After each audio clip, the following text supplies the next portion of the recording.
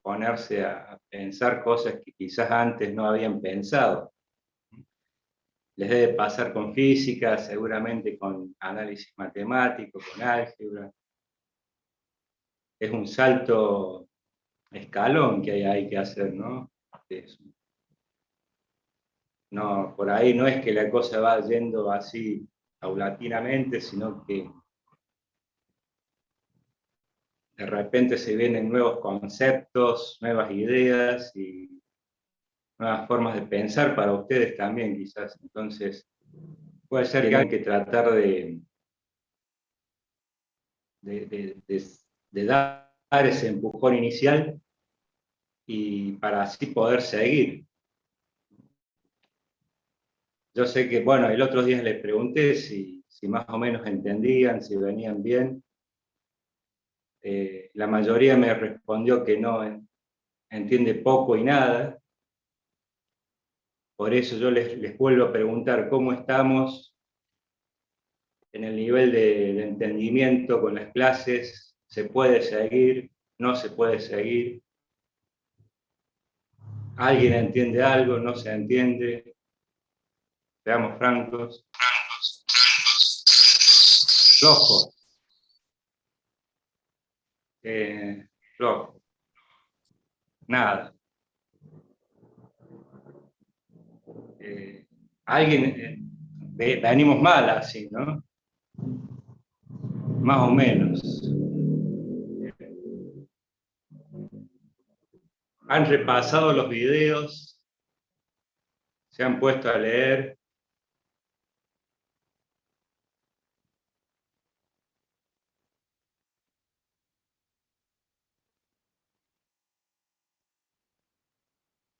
De los últimos temas nada, pero de los primeros sí entendí.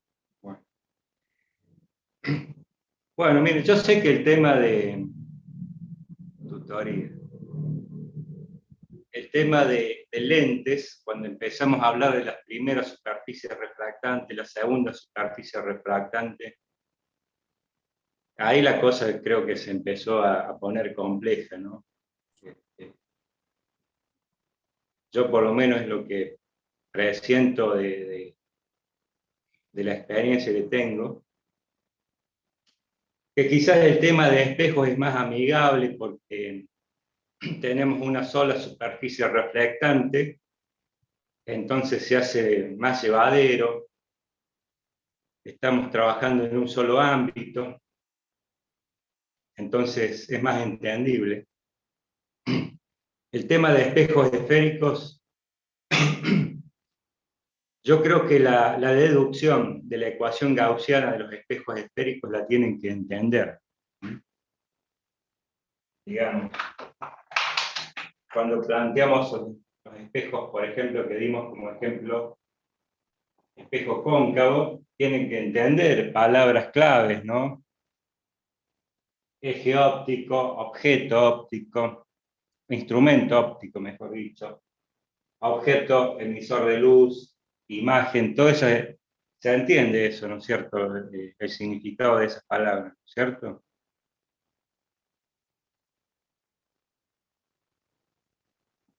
El rayo, el trazado de rayos, eso se entiende. Eso sí. Bien. Cuando iniciamos el tema, que se puso un poco más pesada, más densa la cosa, cuando empezamos a trabajar con fórmulas y la geometría, empezamos con espejos esféricos porque es más accesible.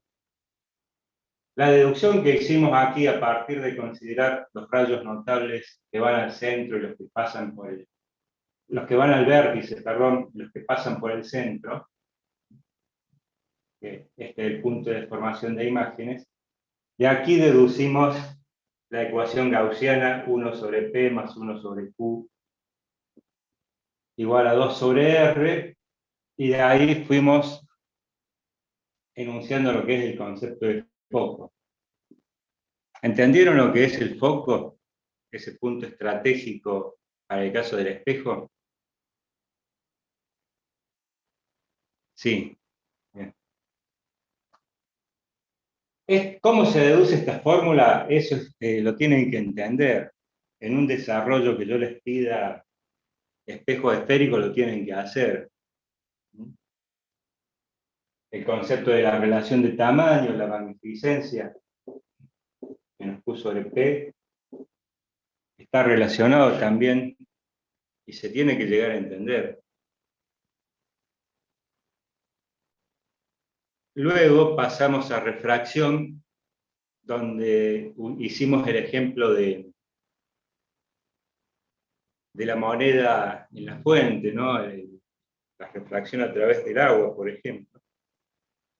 Y bueno, quizá al principio venía bien la cosa, después cuando planteamos una superficie refractante, cuando entró a mediar ahí el índice de refracción n, y también, digamos, la aproximación que se hace, no entendiste nada de la ecuación.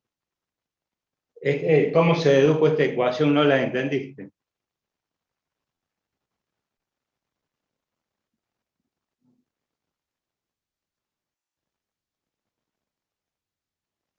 Claro. No sé, alguien puso ahí que no entendió la deducción de esta ecuación. Yo te pediría que lo repases creo que fue la segunda clase, trates de repasarlo con una segunda lectura a ver si lo podés entender. En el libro de Serway está la misma deducción. Entonces, por un lado o por otro, traten de entenderlo. Si hay un punto que se traban y no pueden salir de ahí, me pasan un audio, si quieren escribirme un mensaje privado por WhatsApp, me preguntan y por allí podemos hacer una llamada. Si hay un punto específico que no entienden, a medida que van estudiando, podemos concertar previamente una llamada directamente, una videollamada o una llamada de audio, y me preguntan cuál es la duda y yo les trato de aclarar para sacar ahí de donde estén trabados. Entonces, traten de repasar, traten de ponerse a pensar también por sí mismos, ¿no? Que eso les va a ayudar, les va a favorecer mucho. Y el álgebra, la matemática también es importante, se utiliza mucho en física porque la física y la matemática mutuamente son consistentes, ¿no? Se justifican mutuamente. Entonces, más allá de que la matemática es una ciencia exacta,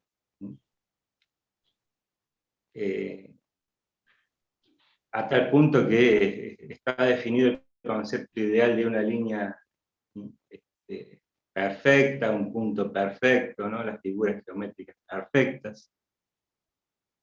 Entonces, esa línea de pensamiento que trata de idealizar las cosas, y la física lo que hace es, por allí, tender a, digamos, seguramente la física fue la fuente de las ideas de la matemática, ¿no?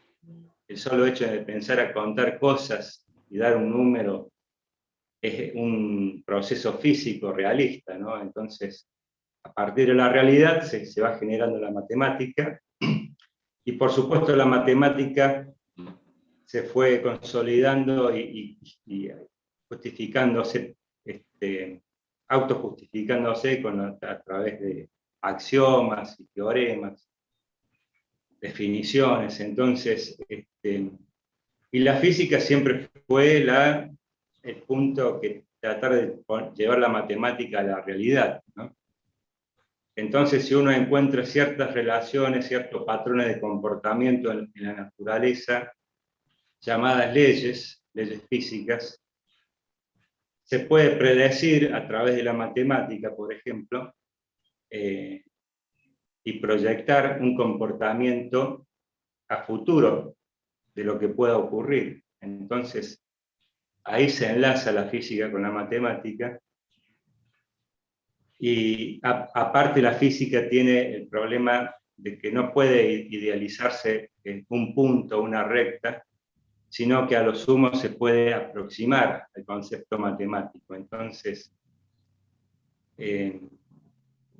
dentro de esa concreción en la realidad del punto, está el hecho de que podemos definir un margen de error, una precisión de mediciones cuando uno trata de comparar una cosa con otra físicamente, y aparece el concepto de unidades patrón, y de la teoría de errores que estuvieron viendo con Valentín. Entonces la teoría de errores de por sí es, digamos, la manifestación de una honestidad intelectual, de decir, bueno, vamos a decir, tratar de asemejar la física con la matemática dentro de ciertos parámetros de errores, dentro de ciertos límites, en cuanto a que no se puede concebir un punto ideal de matemática en la física. Entonces, a través de un entorno de teoría de errores, se puede asimilar al concepto de punto sin llegar a ser matemáticamente perfecto. Entonces, traten de seguir entonces los desarrollos algebraicos ahora que vamos a entrar también con cinemática. Tienen que entender lo que son los desarrollos algebraicos, los despejes de una fórmula, pasar de un miembro a otro en la igualdad matemática, porque lo vamos a estar utilizando permanentemente a eso.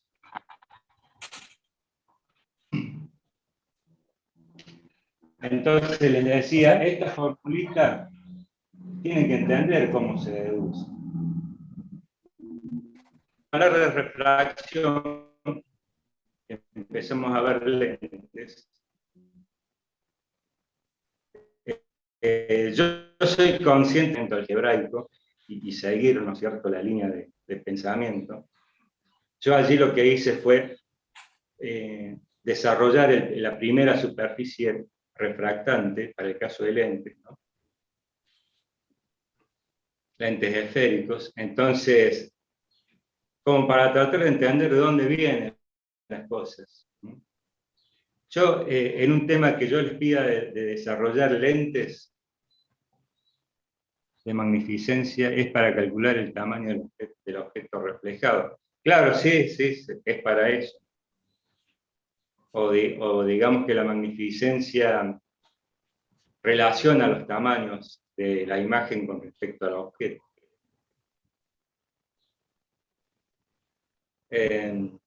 La Profe, tengo una magnificencia duda. Sí. ¿Se puede poner Sí. directamente 1 sobre P más 1 sobre Q directamente igual a 1 sobre F, evitando el 2 sobre el R? Claro, pero nosotros cuando empezamos a trabajar con estos dos rayos notables, lo primero que deducimos fue esto. Usamos el radio porque usamos la distancia entre el centro y el vértice, ¿no es cierto?, que es el radio de curvatura. Entonces lo primero que aparece es esto.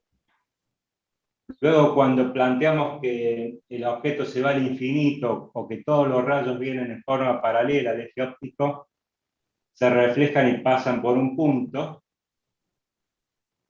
después siguen de largo, por supuesto, pero pasan por ese punto y allí es donde se forma la imagen.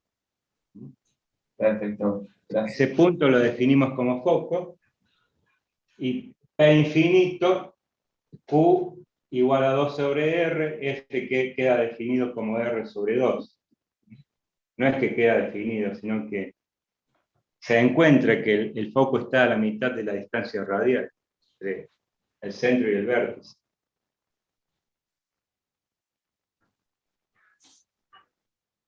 Y una cosa que en su momento me había pasado por alto era decir, bueno, Si P se va a infinito, la imagen se concentra en el foco, ¿no? Y hacer la pregunta al revés, ¿qué pasaría si la imagen se va al infinito? Q infinito. Hay otra definición que es el foco objeto, que es a dónde se coloque el objeto en ese caso. Si Q se va a infinito, el foco objeto coincide con el foco imagen. Es como que estuvieran los dos focos superpuestos allí. Q se va a infinito, el objeto se tiene que colocar en el punto focal para que los reflejos salgan todos en forma paralela al eje óptico.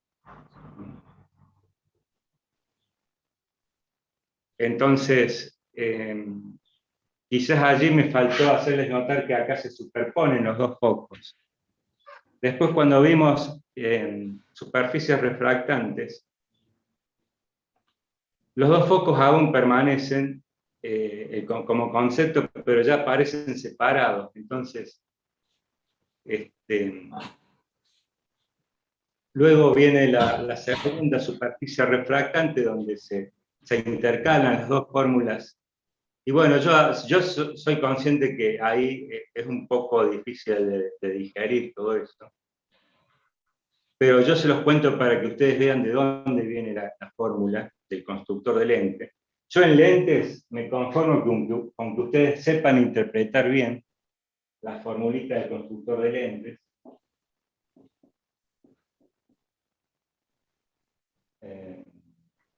Acá era 1 sobre R1 menos 1 sobre R2. Que el planteo al principio fue tratar de desarrollar esta fórmula, ¿no? Y yo les había dicho que era difícil, les dejé plantear si ustedes lo querían hacer, pero no se los voy a pedir como digamos, toda esa primera parte que vimos de lentes, no se las voy a pedir en un examen porque sé que es difícil, pero la interpretación de esta fórmula sí se las voy a pedir. Esto sí les puedo pedir. Yo lo que hice al principio fue tratar de justificar de dónde vienen esas fórmulas, pero lo importante es que sepan interpretar, ¿no? De que acá estamos hablando de lentes delgadas,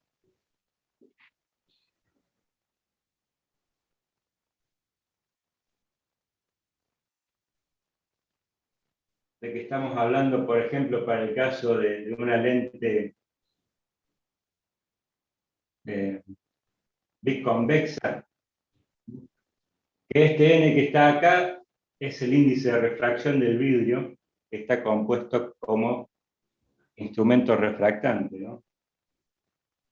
De que P es la distancia objeto y que está tomada positivamente, normalmente hacia la izquierda del instrumento óptico, se toma P, que Q se toma positivo hacia la derecha del instrumento óptico,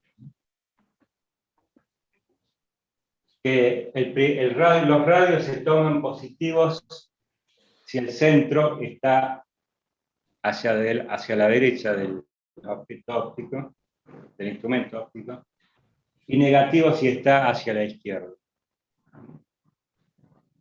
Entonces, acá R1, la primera superficie refractante, es un radio positivo, en este ejemplo, y R2 será un radio negativo. Entonces, eso es lo importante, que sepan interpretar la formulita. En este caso, en este ejemplo, como R2 es negativo, este menos 1 sobre R es positivo, y todo este segundo miembro es positivo porque N es mayor que 1, ¿no? Entonces, definiendo el foco, como cuando P se va a infinito, hacia dónde tiende la imagen, encontramos que la inversa del foco es este segundo miembro.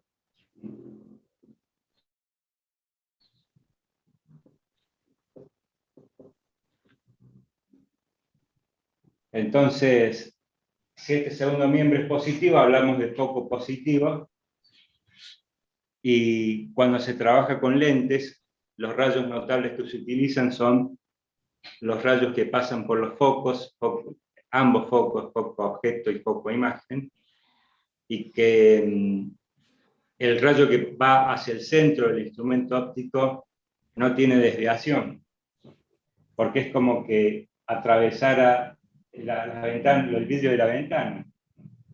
Son dos, en el entorno acá infinitesimal, son dos caras paralelas, y la primera refracción después se ve compensada con la segunda refracción, y el rayo no sufre desviación. ¿Eso se entiende?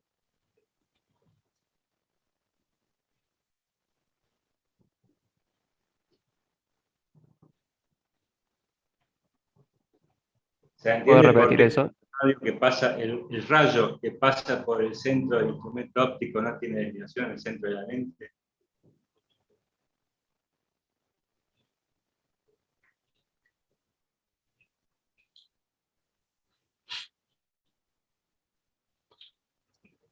¿Se entiende? Sí. Bueno. Y para el caso de lentes bicóncavas, superficie cóncava,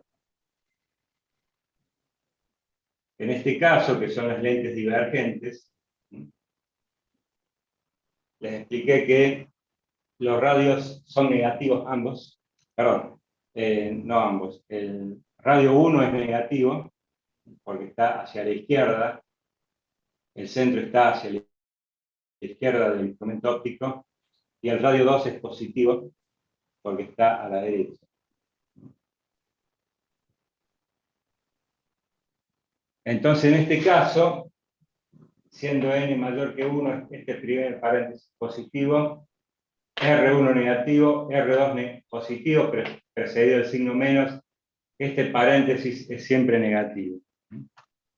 Entonces el foco es negativo y eso se interpreta diciendo que mutan la posición del foco objeto y del foco imagen.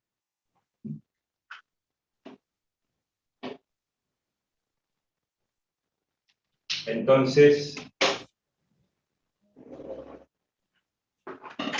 para el caso de una lente divergente, que simbolizamos así, los focos están también ubicados a la misma distancia de la lente, pero transmutan. El foco objeto pasa a ser este, y este es el foco imagen. Entonces, a la hora de tirar los rayos,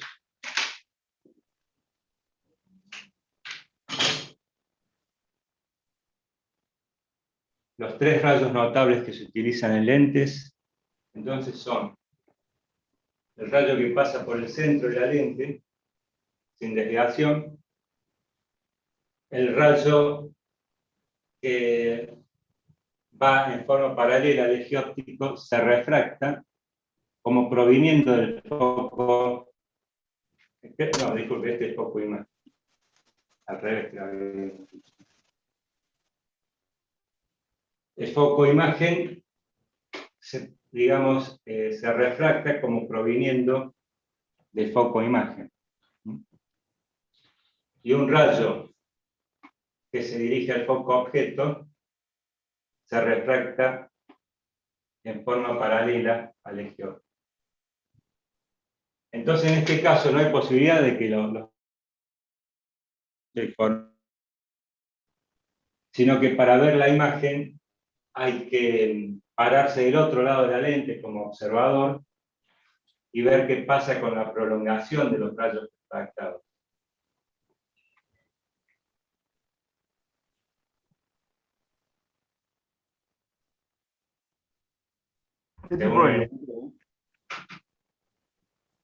Entonces la imagen va a ser virtual. y ya les había adelantado que siempre para lentes divergentes siempre la imagen va a ser virtual. No hay forma de obtener imágenes reales. Después, bueno, el tema es que ya lo trabajamos la otra clase, ¿no? De cómo en las distintas posiciones del objeto se forman las imágenes virtuales para el caso de lentes divergentes, y que para el caso de lentes convergentes podían ser virtuales o reales, dependiendo cómo se posiciona el objeto respecto del foco. Entonces eso lo trabajamos la clase pasada, no sé si quedó alguna duda, alguna pregunta de la clase pasada.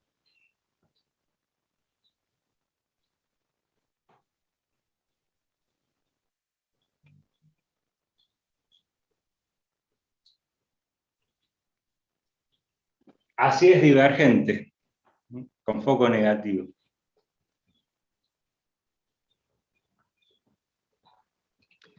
Ahí pregunta un alumno si podemos ver un ejemplo. Vos te referís a un ejemplo de práctico. ¿Tienen allí a mano la guía y algún problema que no quieran ver?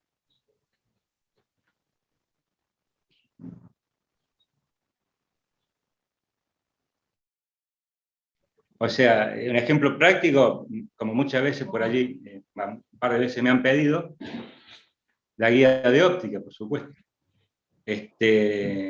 Entonces, veamos algún ejemplo de la guía. No sé si ustedes tienen allí algún ejercicio que quieran que veamos. Si no les ha salido, no han entendido un ejercicio, lo podemos ver.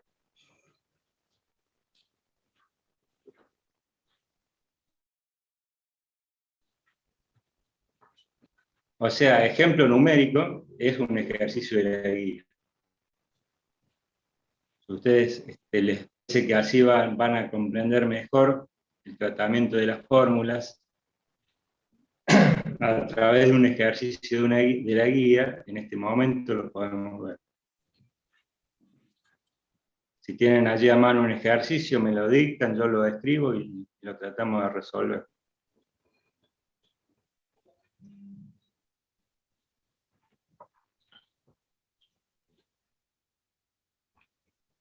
Yo digo porque entiendo que estamos un poco desfasados con Valentín.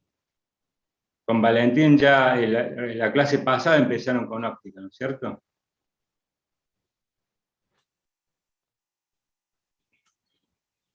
Arrancaron con lentes.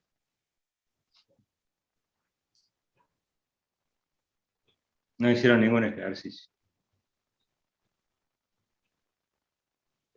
Bueno, entonces, por eso les vuelvo a recalcar, si tienen algún ejercicio que hayan tratado de hacer y quieren que lo veamos acá, no hay problema. Este es el momento. Ejemplo.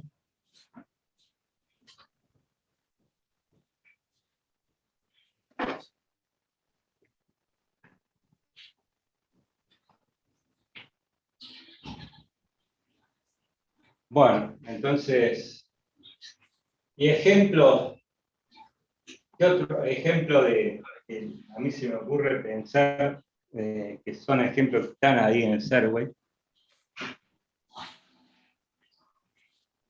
No sabes ni cómo empezar.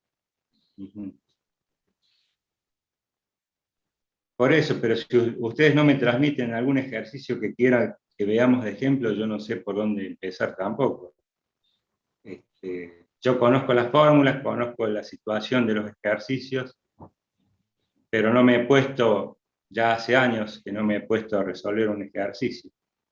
¿Me entienden? Yo empecé como JTP. Tenía ejercicios, los resolvía en clase, pero ahora hace muchos años que no resuelvo ejercicios. Entonces, en este punto, si ustedes tienen alguna duda con algún ejercicio, yo les diría que lo lean el enunciado. Profe, yo tengo un ejercicio acá. Sí, decime. Dice así. También de estos ejercicios es referido al tema del rayo de luz, además de espejo. Sí. Dice así. Determine la desviación que experimenta un rayo de luz que incide con un ángulo de 30 grados sobre una sustancia transparente de índice de refracción n igual a 1,52 de 1 centímetro. Entonces tenemos una sustancia transparente, refractante, un rayo de luz que incide con un ángulo de 30 grados.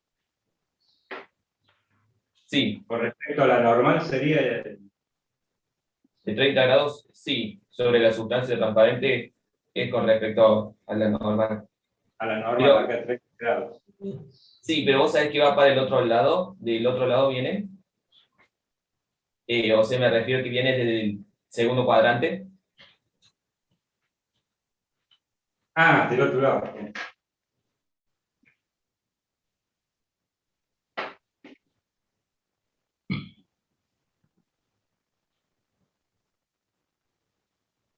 $30. Entonces se refracta, ¿cuánto dice que es el índice de refracción aquí? 1,52. Bueno, es un vidrio, evidentemente. Entonces, ¿qué es lo que pregunta el ejercicio? Determinar la desviación que experimenta un rayo de luz. Bueno, el índice incidente es aire, teóricamente bien, es aire acá, ¿no? Sí. Bueno, si acá es aire, vos tenés que tomar en cuenta que el índice de refracción del medio incidente lo consideramos prácticamente como 1, como si fuese... Sí, justamente de 1 centímetro, dice. De espesor y rodeada de aire. ¿Cómo de espesor?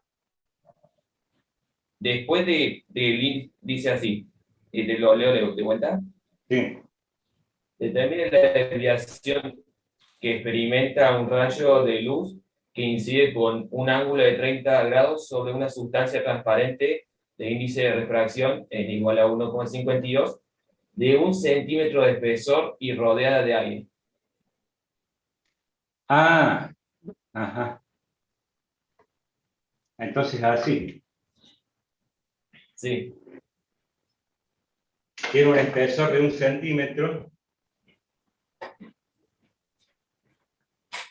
¿Y estas caras son paralelas? Sí. Supuestamente sí.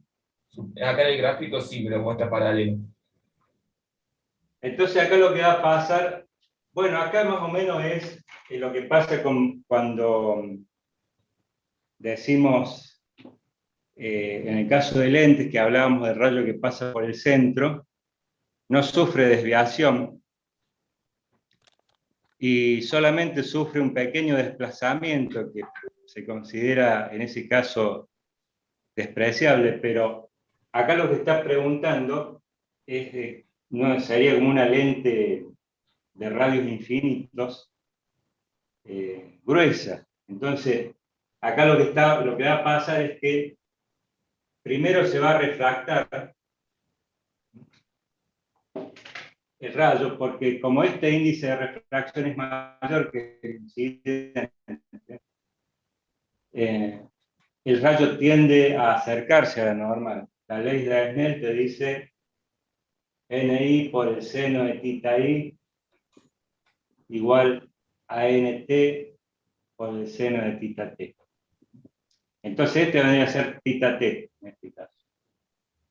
Entonces vos lo que tendrías que calcular primero es cuánto vale el seno de tita T, o cuánto vale tita T. Porque acá tenés también dos superficies refractantes, una primera y una segunda. Trabajemos sobre la primera. NI es igual a 1, el seno de 30 grados, igual a NT, en este caso 1,52, por el seno de tita T. Entonces vos podés sacar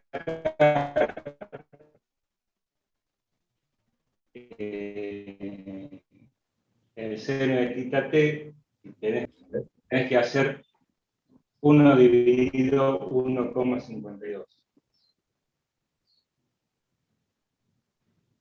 Y de ahí sacar el arco seno para calcular θ t. Sí, pero no hay que poner primero, no hay que calcular primero el seno de 30 y eso pasarlo dividiendo al resultado Claro, sí, el seno de 30 es un dato, ya sea que sea 30 o seno de 30 es un dato, ¿no? Porque además ya el seno de 30 es reconocido que vale 0,5, ¿no? Sí, eso pasa dividiendo al 1,52 y me queda ahí, te lo digo. Acá es por el seno de 30. Me estaba olvidando de poner ahí. ¿Es por o es dividido? No, este 1,52 pasa dividiendo para acá. Ah, perfecto. Y ahí es como que despejamos seno de θ t. Bueno, ahí te hago todo el cálculo. Una vez que tenés eso, a vos lo que te pide acá, hay una segunda normal. A este le llamemos n y a esta n'.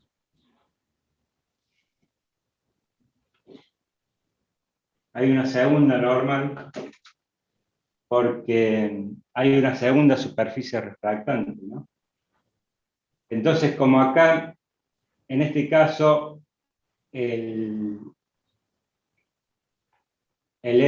ahora el nt va a ser el del aire. Acá cambia la mano, porque el n incidente viene a ser el del vidrio, y el nt pasa a ser el del aire. Profe, el resultado de θ me Sí. queda 19 grados, 12 minutos y 17,63 segundos.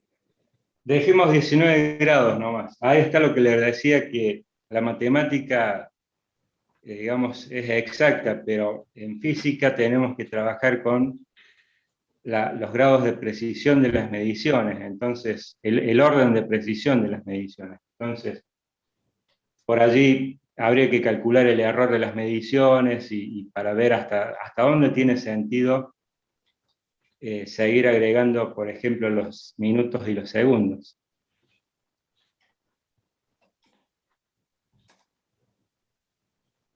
Perfecto, ahí lo voy a terminar de copiar. Profe, Entonces, ahí en el dibujo, en el rayo que incide, ahí se refracta sí, con la normal, y después de ahí, ¿qué se onda? vuelve a refractar. De dos partes, se refracta ¿o cómo es? Claro, digamos, hay una primera refracción acá en esta primera superficie, y el rayo sigue avanzando como rectilínea, en forma rectilínea por el vidrio, y cuando llega a la segunda superficie refractante, se vuelve a refractar, saliendo de nuevo al aire. ¿Pero siempre acercándose a la normal o alejándose? No, acá, como en este caso, el NT va a ser mayor que el N incidente, porque estamos en otro caso, ¿no? Entonces acá se aleja de la normal. Se va a alejar de la normal y lo que va a hacer es que se compensa con la primera refracción y se endereza nuevamente. O sea que la dirección final va a ser la misma dirección inicial. ¿Se entiende? Lo que sí va a pasar es que si vos proyectás este rayo incidente, va a haber una desviación. Que eso es lo que pregunta el ejercicio. Van a ser dos líneas paralelas, ¿sí? Que podemos calcular cuánto vale la separación entre las líneas. Esa es la desviación que pregunta el ejercicio, ¿se entiende? Sí, sí, se entiende. Entonces, profe, podemos decir que cuando tenemos NT mayor o sea, uno se aleja, y cuando es lo contrario, se acerca a la normal. Bien. Claro, si n el índice de refracción NT es mayor que NI, el rayo se acerca a la normal, que es el primer caso. En el segundo caso, NI es mayor que NT y el rayo se aleja de la normal. Por esta relación que hay acá. Digamos, si NT es mayor que NI, para compensar la igualdad, el seno de θ t tiene que ser menor que el seno de θ i. O sea, θ t menor que θ i. Se acerca a la norma. Entonces, acá lo que te queda es resolver este triángulo, un triángulo rectángulo. Vamos a remarcar.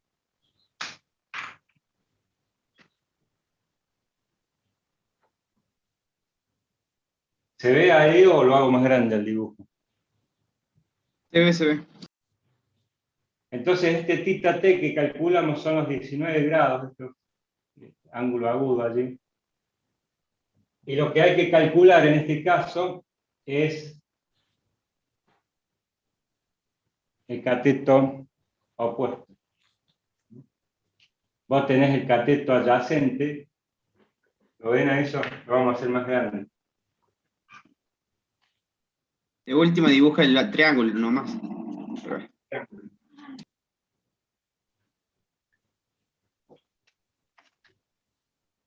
Tenemos la primera superficie, la segunda superficie. Acá el punto de incidencia. El rayo que venía a 30 grados. Se refracta con un ángulo con respecto a la normal de 19 grados. Entonces, acá hay una segunda refracción que corrige el rumbo. Y vos tenés esta distancia, sabes que vale 1 centímetro. Y este cateto opuesto lo podemos calcular. Llamemos distancia, le ponemos distancia A.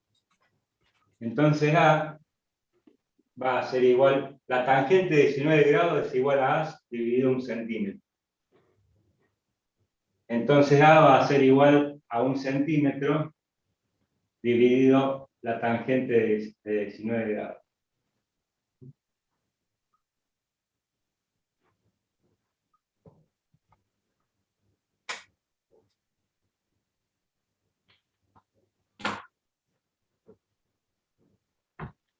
A partir de ahí, acá hay otra normal, esta la habíamos llamado n y a esta n', en la segunda superficie refractante, que fíjense que este θ, el θ t de la primera superficie, por alternos internos entre paralelas, pasa a ser el θ i para la segunda refracción. Ahí preguntan cuál sería la desviación. Ahora lo calculamos. Entonces, ¿cuánto vale acá? ¿Lo calcularon?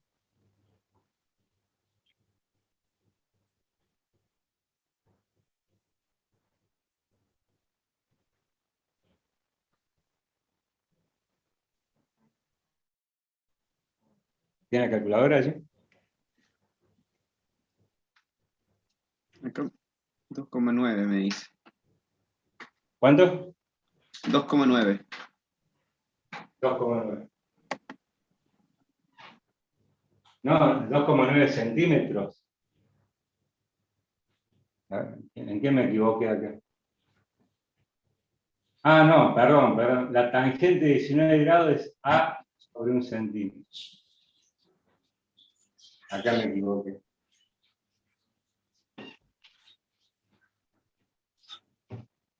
Cero. Vamos de nuevo. La tangente de 19 grados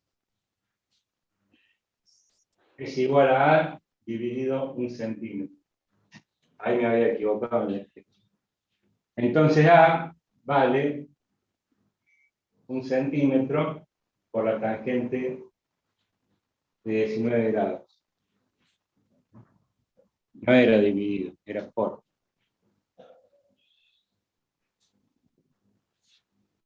Tendría que ser el valor de la tangente de 19 grados expresado en centímetros.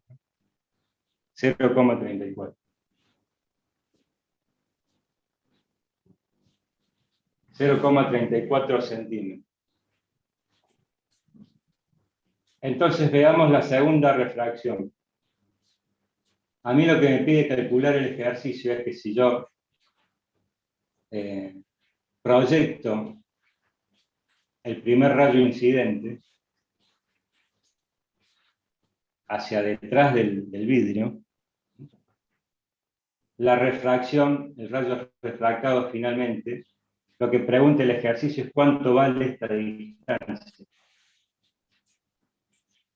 Cuánto vale el apartamiento de los dos rayos, el incidente original y el refractado final.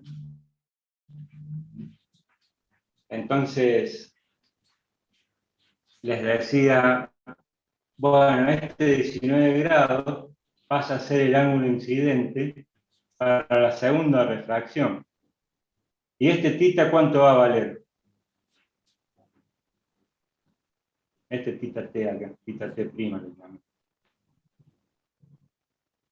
¿Cuánto va a valer θt'? 30 grados, claro, porque como estamos trabajando con los mismos índices de refracción, nada más que se conmutan, se corrige la desviación del rayo. ¿Lo entienden a eso? O si lo quieren plantear, acá sería el θ, el NI va a ser 1,52. Por la tangente de θi, que es la tangente de 19 grados, tiene que ser igual al nt, que vale 1, por la tangente de θt'. Entonces, evidentemente, comparando con la otra resolución, este es θt' es 30 grados.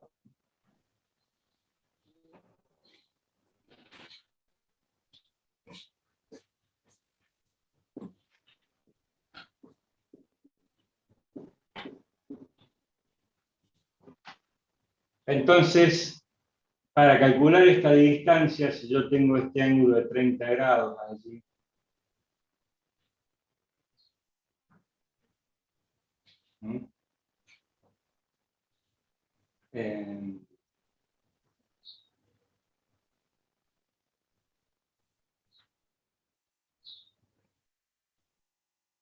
tengo A,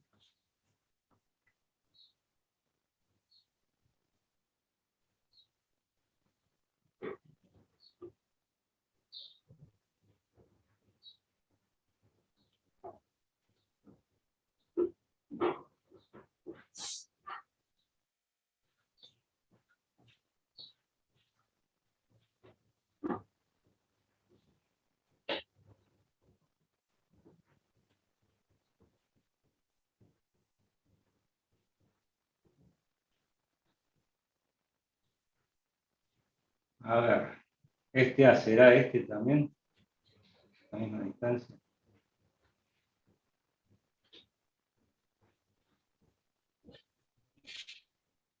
Profe, la tangente acá, no, θ' no me da 30, me da 28. No, bueno, pero eso tiene que ver con que nosotros habíamos redondeado a 19 grados. Ah, bueno. Si lo hubiéramos puesto los minutos, los segundos, te hubiera dado bien, tangente 30 Perfecto, grados. gracias. Sí, sí, de nada. Entonces, hay que ver si nos queda claro de que esta A es esta misma distancia.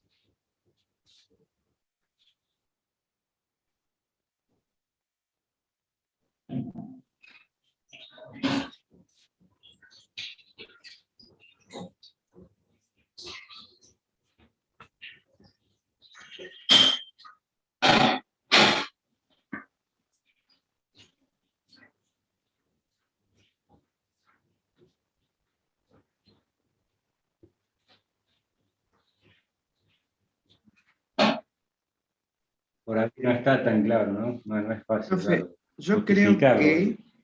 que, o sea, la distancia, creo que se saca con, o sea, con el tita 2, o sea, los 30 grados, esos 30 grados, menos los 19, eso que tiene el tita t.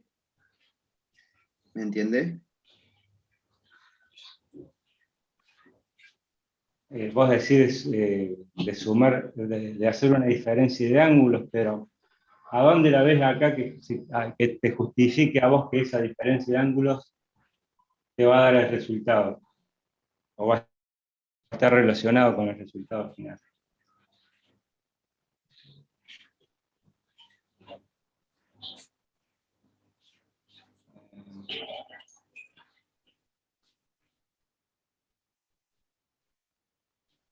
Habría que ver la forma de... Este A se entiende que es el mismo este que está acá.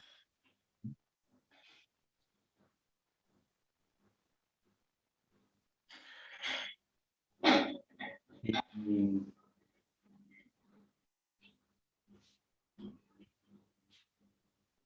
ahí está, geometría, mira.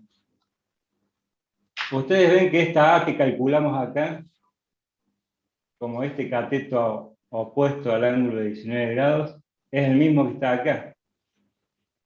Porque estas dos líneas son paralelas. ¿Sí? ¿Lo ven a eso?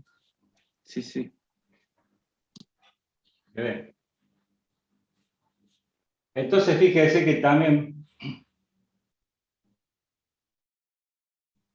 en el dibujo por geometría se ve que este es el mismo triángulo este. ¿Mm? Porque estas caras son paralelas.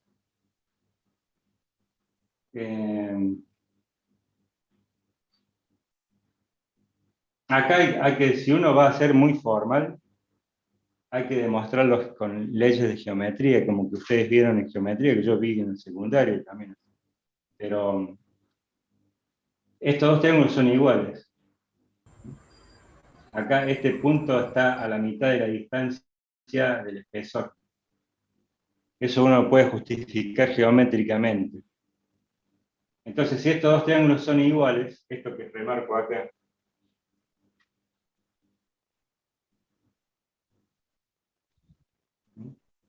esta distancia es la misma que esta.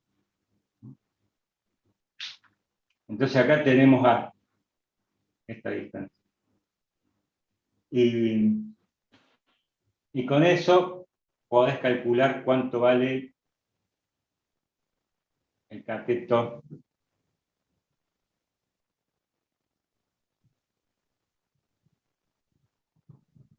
este cateto. Porque le llamemos desviación D. La desviación D finalmente te va a quedar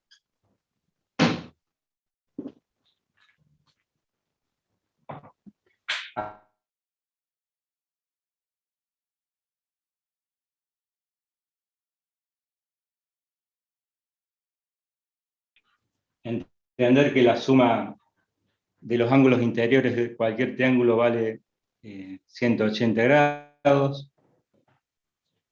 ¿Sí? Entender lo que son ángulos suplementarios, ángulos complementarios. Entonces este triángulo que está acá, este cateto que es la desviación, que es lo que pregunta el problema, lo puedo encontrar en base a la hipotenusa esta, que es la distancia A. Entonces, fíjate que el coseno de 30 grados es igual a D sobre A. Eso lo podemos sacar de allí,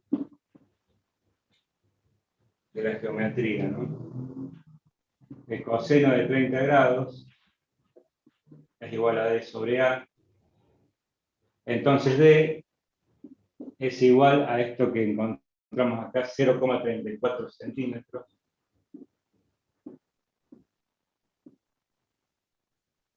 Por A, perdón, por el coseno de 30, que es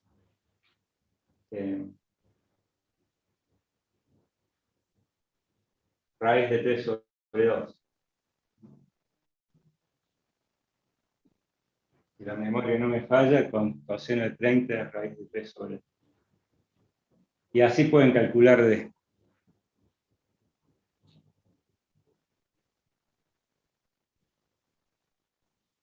¿Está bien? Esa es la respuesta. ¿Por qué se usa el coseno de 30? Por definición de lo que es el coseno. ¿Por qué el ángulo de este acá a 30 grados? Y hay que verlo, pero ¿cómo te puedo explicar? A ver.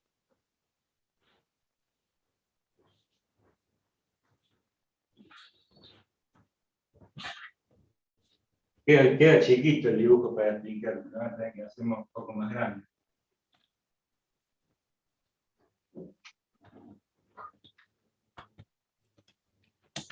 O sea, tenemos la segunda superficie refractante, tenemos la distancia A, está acá primera.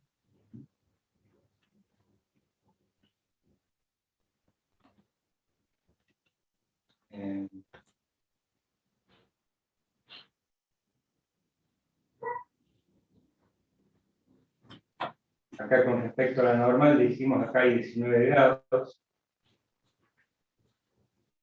Y después se refracta y forma un ángulo de 30 grados.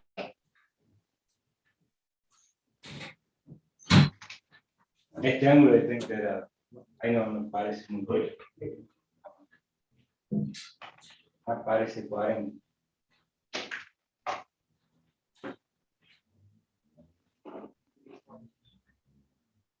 Acá hay 30 grados.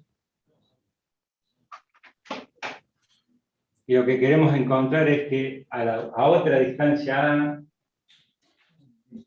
hacia el otro lado del punto este, entendieron que esta también es A. Por internet.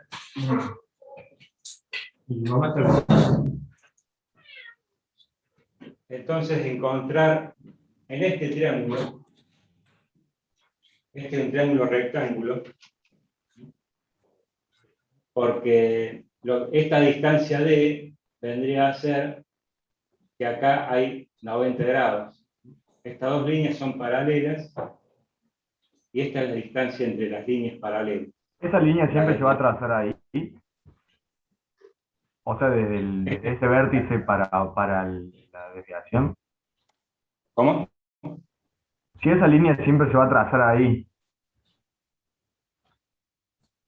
Es la prolongación de del primer rayo incidente, ¿no?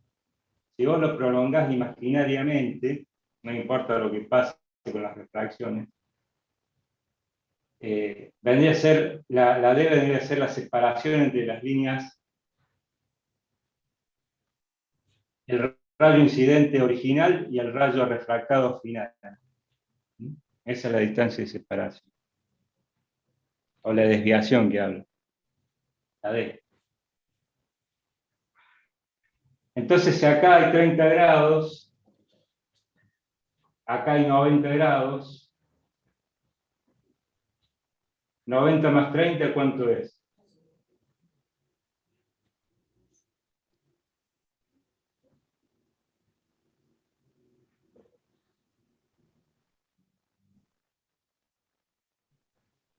Profe, ¿es 90 más 30 o es 270 más 30 por el tema de cuadrantes?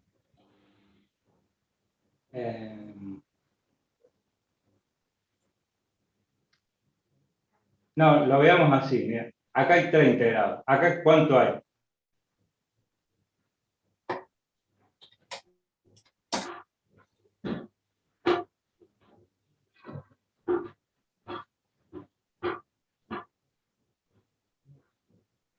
Si acá hay 30, ¿acá cuánto hay?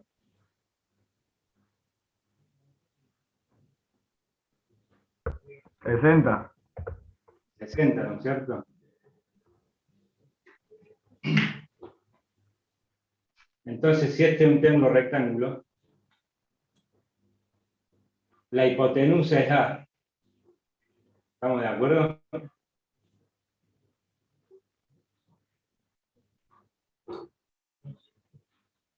Acá, si acá hay 60, acá hay 30. Entonces, el coseno de 30, cateto opuesto sobre hipotenusa, es D sobre A.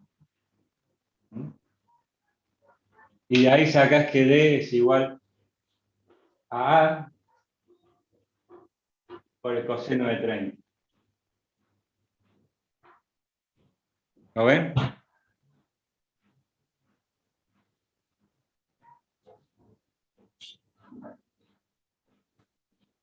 ¿Se entiende? Sí. Pero hay que trabajarlo con ideas geométricas. Hay que trabajarlo con ideas geométricas, siempre en lo posible justificando con lo que ustedes conocen de geometría, de trigonometría. Esas es las herramientas que ustedes van a utilizar,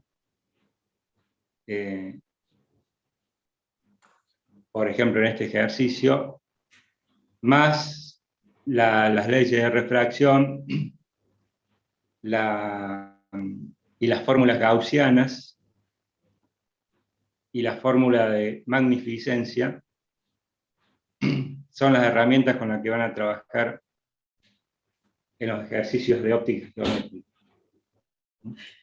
No solamente entonces las leyes ópticas, sino que también con las geometrías, las leyes geométricas. Con eso ustedes van a poder resolver los ejercicios de la guía.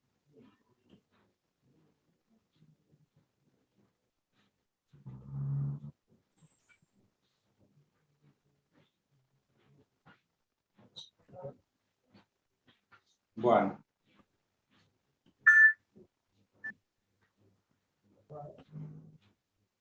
¿Se entendió el ejercicio? ¿Quedó claro? Sí, profe, pero esa distancia me da 0,3, es muy, como que, o sea, el 0,34 por la raíz de 3 sobre 2. Claro, 0,3.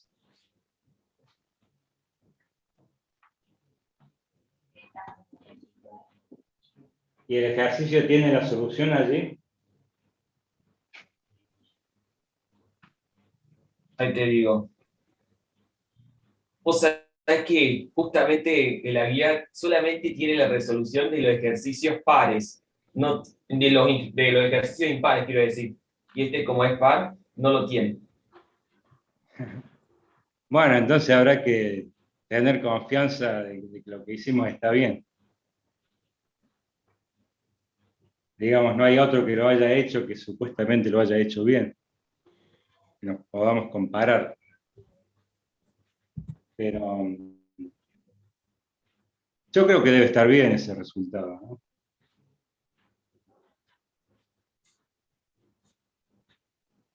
Fíjate que incluso el dibujo está más o menos a escala, lo que son los ángulos. Entonces, si vos decís que esto es 1 centímetro, compara A es 0,34 y D es 0,3.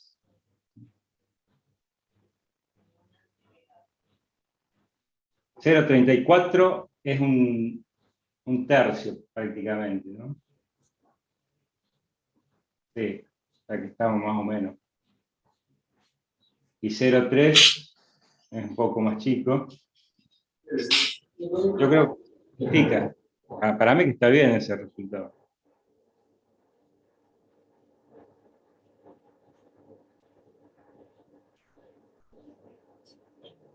Y digamos, y eso que a los 19 grados lo dibujé a vuelo de pájaro, ¿no? Sin transportador, nada. Pero si uno lo trabaja geométricamente con regla, con transportador, puede obtener la solución geométrica también, y el resultado lo podés mirar midiendo con una regla. Vos pones una regla acá y medís y tenés el resultado. Si trabajás todo en proporción, todo viene en escala.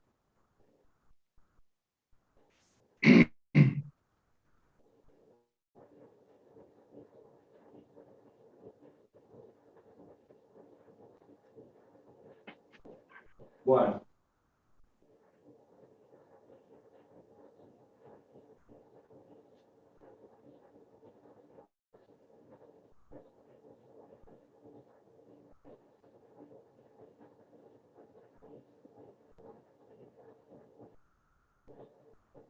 Como para terminar de redondear el tema de óptica de la clase de hoy, porque la clase que viene vamos a empezar con cinemática,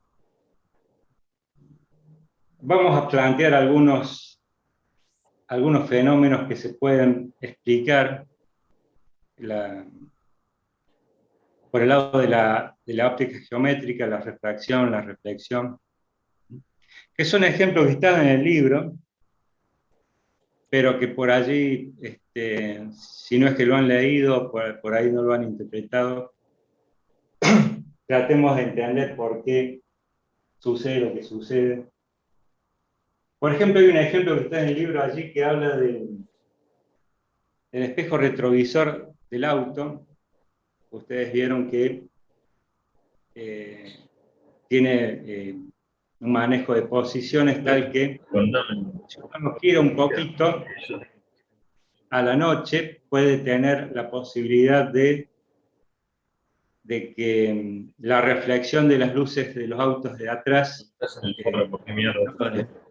no lo deslumbre. Entonces, por ejemplo, como está constituido ese espejo, es así. Supongamos que esta es la superficie plana. Lo que tiene es una parte, la parte, digamos, reflectante, tiene dos superficies reflectantes. El vidrio, la superficie del vidrio anterior, y la parte posterior tiene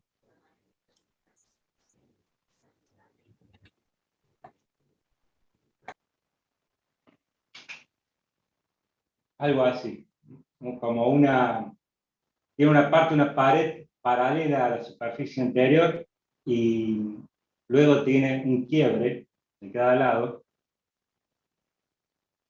¿Cómo actúa esto?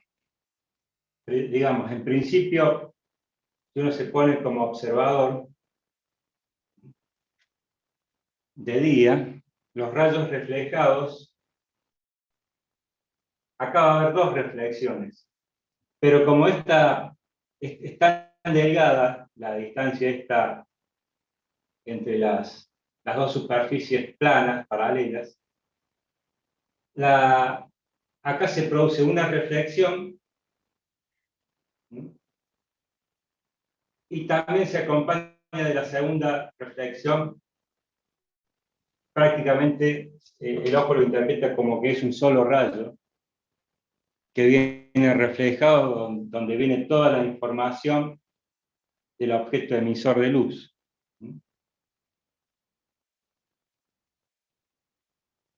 Cuando llega la noche que la luz es tan intensa que te puede deslumbrar, lo que se hace es cambiar la posición del espejo para que empiecen a actuar, se empiece a discernir o, digamos, se desdoble la reflexión. Entonces vos cuando ponés para ver de noche, girás un poco el espejo, y esta superficie que en principio estaba fuera de foco, por así decirlo, pasa a ser la superficie principal reflectante. Entonces vos seguís acá en tu posición de observador, pero ahora los rayos que vengan con mucha intensidad, en parte se van a reflejar en la primera superficie y se va a dividir.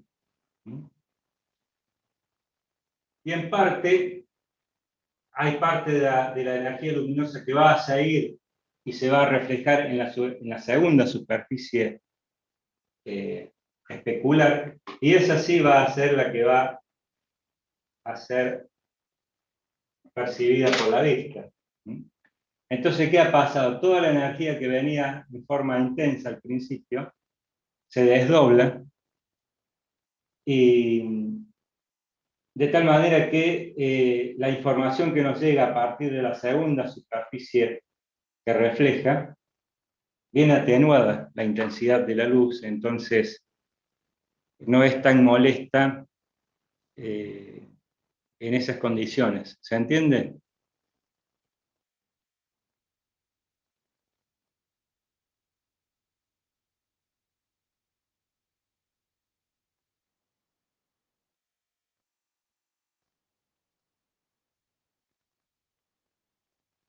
¿Se entendió?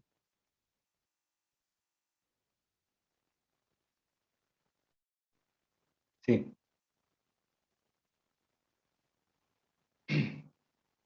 Veamos de qué se trata el fenómeno de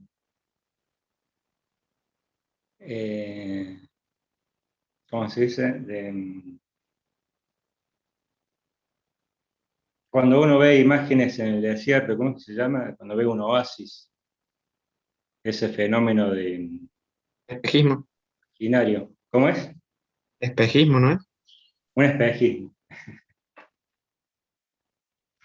Un espejismo. ¿Cómo se entiende que sucede ese fenómeno?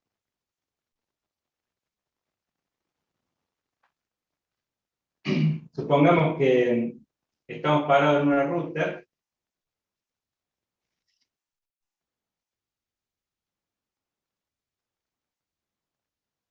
y observamos el fenómeno de espejismo. ¿Cómo se entiende que se produce ese fenómeno? Ese fenómeno de espejismo pareciera más bien por el nombre que pareciera estar relacionado con la reflexión, ¿no? Pero en realidad es un fenómeno netamente que tiene que ver con la refracción. Cuando hay, digamos, esto en la ruta, ¿por qué se ve en la ruta? Y no se ve, por ejemplo, salvo que sea un desierto, no se ve, por ejemplo, hacia el campo, cuando uno mira la pradera, ¿no? Sino en la ruta, justamente. Porque ahí la ruta es al recibir los rayos del sol, es la zona, digamos, que toma más temperatura,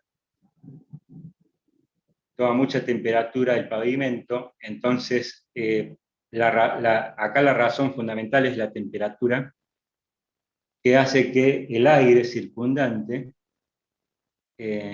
cambie la composición en cuanto a la densidad.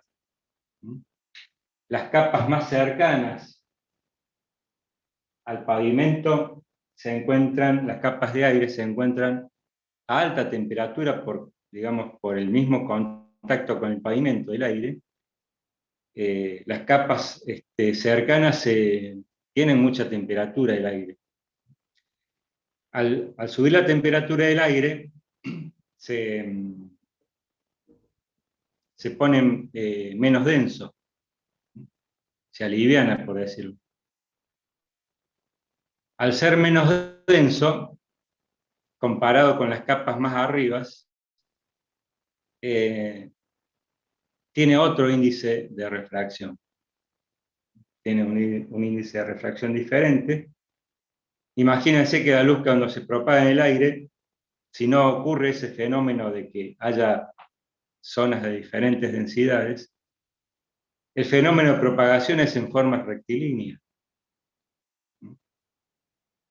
Digamos, convengamos que en este caso la fórmula de la refracción, me estoy quedando sin tinta acá. NI, vamos a hacer este rojo. NI por el seno de tita I igual a NT por el seno de tita T. ¿Cómo interpretamos que la luz viaja en forma rectilínea para un ámbito donde el índice de refracción es único? Si NI es igual a NT, se cancelan, tita I igual a tita T, lo cual, por supuesto, se interpreta como que el rayo sigue su camino. Si los índices de refracción son iguales, puede decir que el rayo se proyecta o digamos, viaja la luz en el mismo ámbito, con la misma calidad de índice de refracción. Entonces, normalmente cuando viaja en el aire, el rayo no se refracta, por supuesto. Pero cuando llega a las zonas de baja densidad, el índice de refracción cambia. El índice de refracción del aire se hace más chico, porque la materia es menos densa. Entonces, lo que pasa es que, por ejemplo, si uno observa el cielo es como un objeto emisor de luz para poder observarlo, ¿no? Entonces, ya sea una nube o sea el cielo, lo que nosotros vemos en un espejismo es la imagen del cielo. Entonces, ¿cómo podemos concebir esa idea a través de la refracción? Digamos que las distintas capas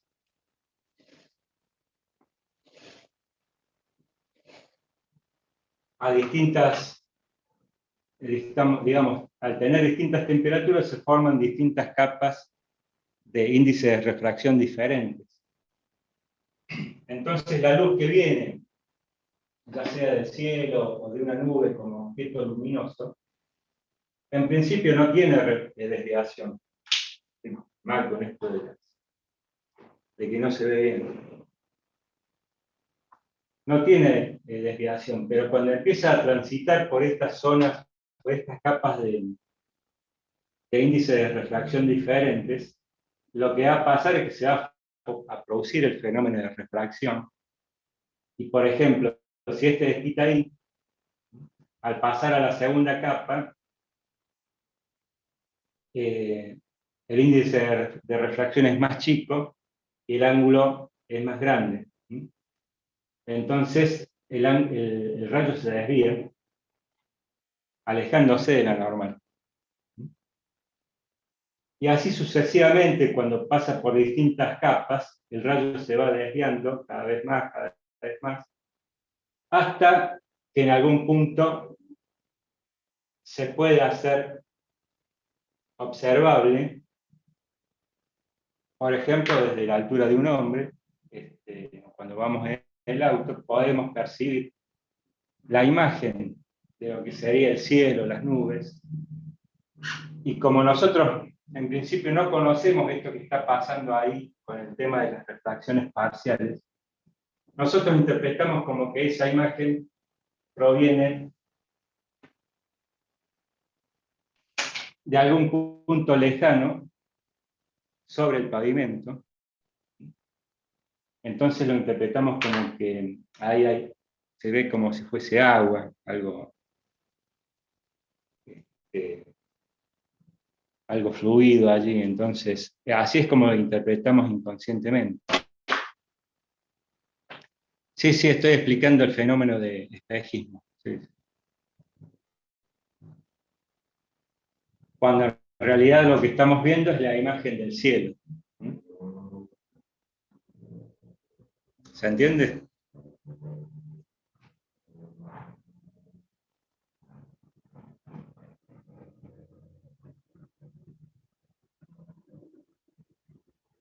¿Se entendió?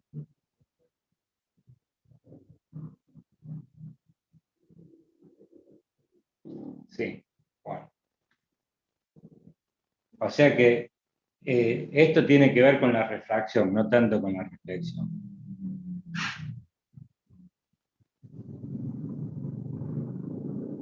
Bueno.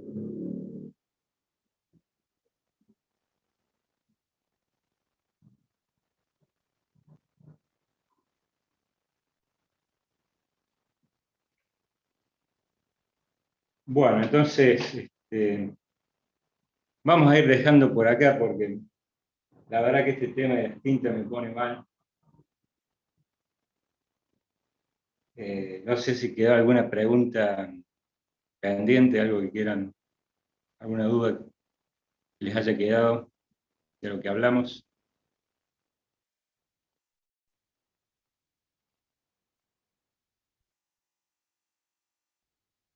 Hoy se entendió mejor.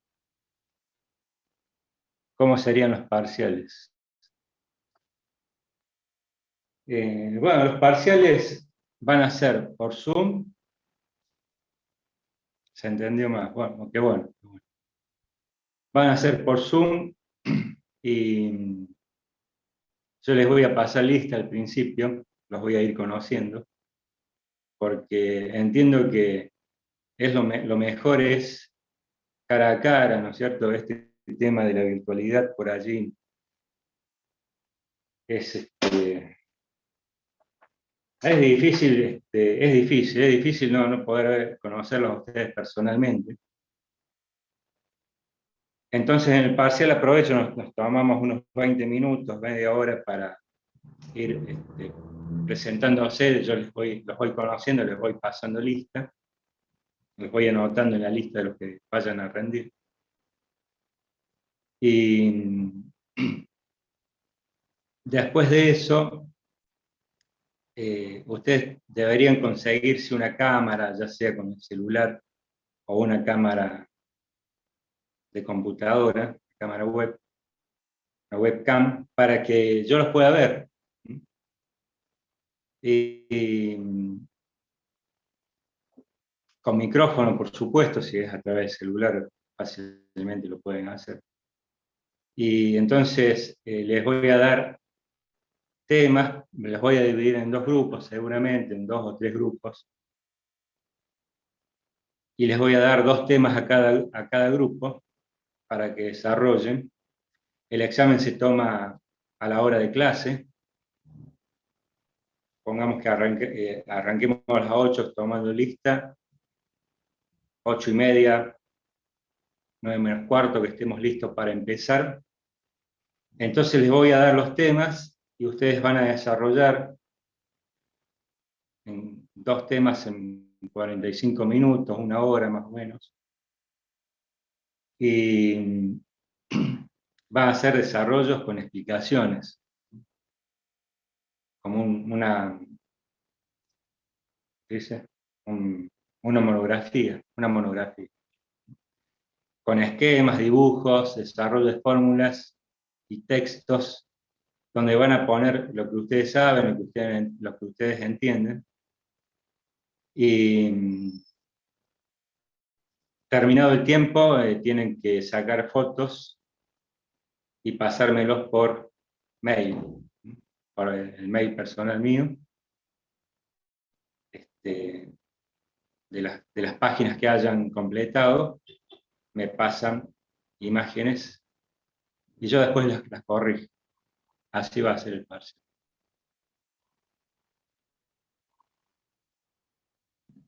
Perdón, profe.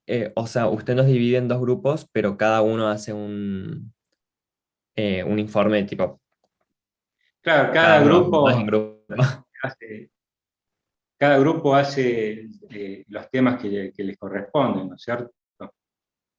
Claro, sí. Por ejemplo, les puedo tomar lentes, les puedo tomar, a otro grupo les puedo tomar espejos. ¿Mm? Es como decir que dividís en tema A y tema B, y cada grupo, Exacto. bueno, los integrantes de cada grupo le va a tocar resolver el Sí, ejercicio sí, de ese tema. así es, así va a ser. Así que la clase que viene vamos a arrancar directamente con cinemática para no demorarnos más. ¿Mm? Vamos a hacer un repaso, unas definiciones. Y bueno, de lo que se trata es de tratar de entender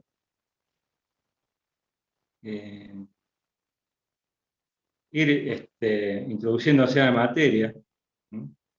Ustedes el cursillo, ¿cómo fue el cursillo de ustedes? No tomaron examen de ingreso, ¿no es cierto?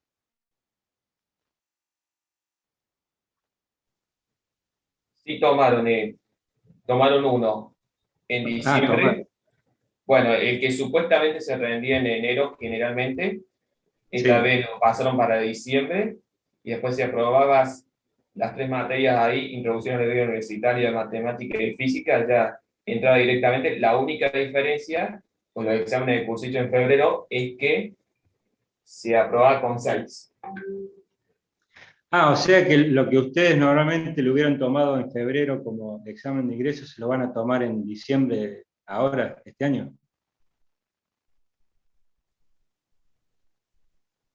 ¿Cómo? Perdón, repetí la pregunta. No entendí bien el examen que les deberían haber tomado en enero para ingreso. No, lo que estoy diciendo Ah, de ya lo ingreso, tomaron. Ah, en sí, diciembre de el 2020. pasado. Sí, yo le Ah, estaba diciendo ingreso directo, sin evitando el cursillo. sí, Lo tomaban siempre, antes de la pandemia, lo tomaban en enero. sí. Esta vez lo pasaron a diciembre. Lo habían pasado a Ah, diciembre del año pasado. a diciembre del año pasado. Sí, Bueno, pero más o menos lo que me interesa saber es si han visto cinemática, dinámica. sí lo hemos visto. Bueno, lo que vamos a hacer va a ser tratar de repasar esos temas rápidamente, y siempre rápidamente, pero tratando de entender que ustedes entiendan, vieron vectores, cinemática. Entonces, vamos a avanzar seguramente en el lunes que viene, vamos a avanzar con lo que es el movimiento rectilíneo uniforme. Estática también vieron. Bien. Movimiento rectilíneo uniforme y movimiento uniformemente variado. Bueno, lo vamos a repasar por si a alguno le quedó alguna duda. Donde nos vamos a concentrar en que el tiempo es la variable independiente y la posición, la velocidad y la aceleración son las variables dependientes. Vieron también conversión de unidades. Perfecto, o sea que vieron el sistema MKS, seguramente lo tienen claro. Fíjense que, bueno, yo después les voy a mencionar de dónde surgió la necesidad de ir ampliando las unidades a medida que la ciencia avanza, la ciencia, digo, la física fue avanzando, se hizo necesario incorporar nuevas unidades patrón, y que no es caprichoso el hecho de que MKS son 3 unidades patrón.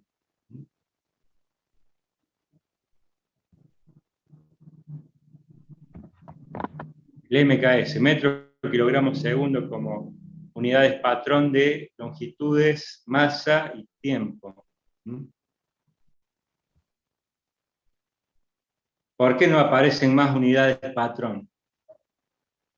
Bueno, tiene su lógica. Yo en la clase que viene les voy a empezar a hablar un poquito también de ese tema, porque me parece en la conceptualización importante entender el tema de las unidades, hasta dónde tiene sentido definir unidades patrón, y el mínimo indispensable hasta ahora van a ser 3, en física 1 van a ser 3, metro, kilogramo, segundo.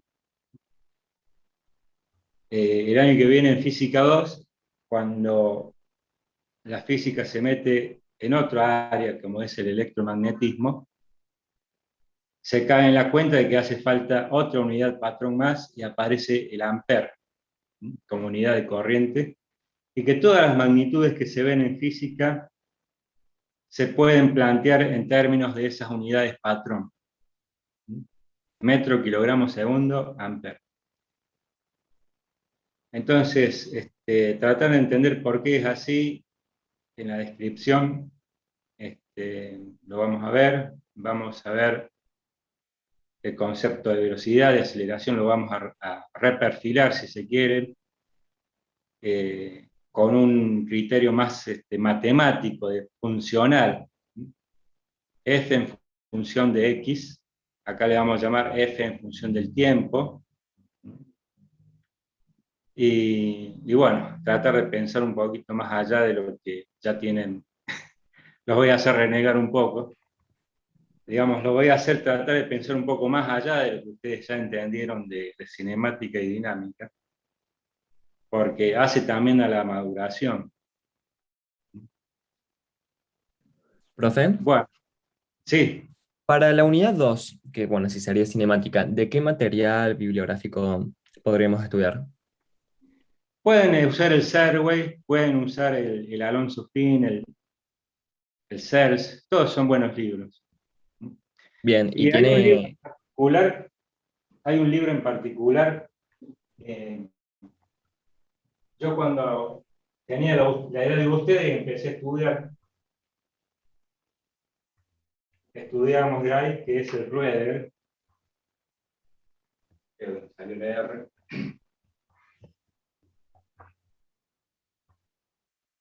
que está en la web,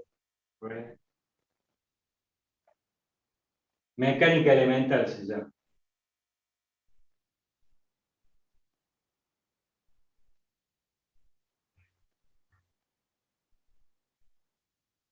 Este libro se sale un poco de los textos clásicos, pero hace bien para pensar, pueden guiarse por el Roederer, pero si no lo entienden el Roederer, pueden guiarse también, por supuesto, por los libros clásicos que mencioné, el Serway. El de Dante Quinteros también puede ser. El de Educo, Vos sabés digo. que no lo conozco. El de Educo, No, la ¿no? verdad. No, es de física universitaria.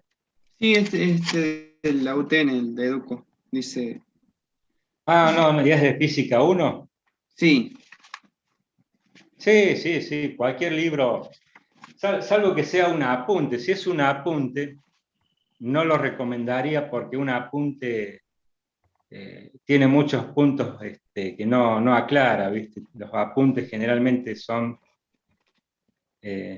van, digamos, al grano, pero se dejan por allí de largo muchos detalles que es bueno tomar en cuenta a la hora de conceptualizar los temas. Entonces, para conceptualizar bien los temas de forma integral, se recomiendan los libros clásicos, el Serway, el CERS.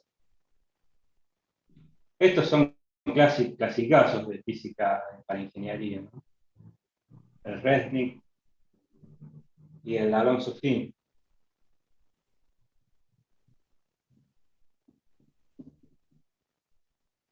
Los libros de profe, texto que tienen mucho texto justamente, les sirve para extender más allá el pensamiento.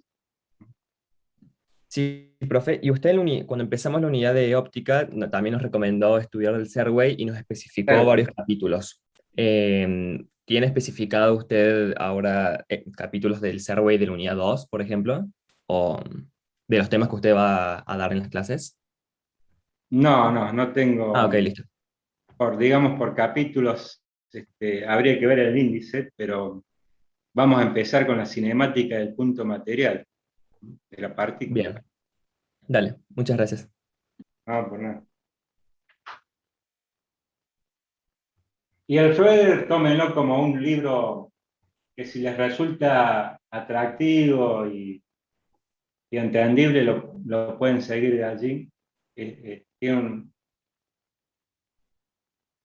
Este es argentino, Roeder, es un físico argentino, pero tiene una visión así, un poco más informal, pero desestructurada, pero hace hincapié en conceptos fundamentales también, y a mí en su momento me gustó, y se los recomiendo si quieren leerlo. Y como les digo, si no captan el Roeder, bueno, veamos nomás los clásicos, y siempre, por supuesto, guiándose por las clases, por las explicaciones que yo les doy. Yo cuando tomo exámenes, lo que valoro mucho es que, eh, digamos, transmitan lo que yo les transmito, ¿no es cierto? En el sentido de que así yo me doy cuenta de que me están dando bola, hablando mal y pronto, ¿no es cierto? Pero más allá de lo que yo doy, complementar con los libros de texto y entender las clases, tratar de hacer las preguntas que tengan que hacer, siempre tengan a mano un micrófono para poder preguntar. Y bueno, es lo que hay, es lo que tenemos que adaptarnos a este tema de la virtualidad, ¿no?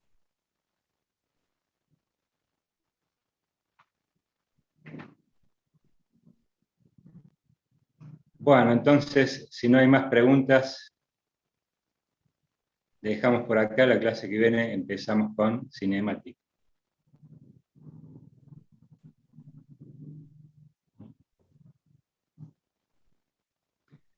Bueno, que tengan buena semana. Ok.